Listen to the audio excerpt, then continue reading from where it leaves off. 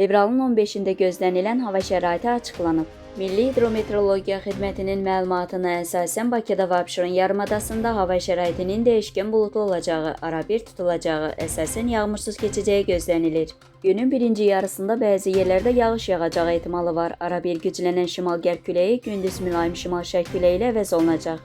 Havanın temperaturu gecə 5-9 dərəcə isti, gündüz 14-16 dərəcə isti olacaq. Atmosfer təzyiqi 754 mm civə sütunundan 767 mm civə sütununa yüksələcək. Nisbi rütubət 70-80% təşkil edəcək.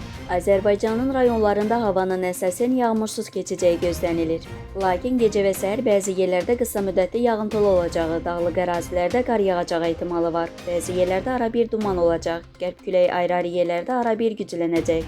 Havanın temperaturu gecə 4-9 dərəcə isti, gündüz 17-22 dərəcə isti. Dağlarda gecə 3-8 dərəcə isti, gündüz 15-20 dərəcə isti olacaq.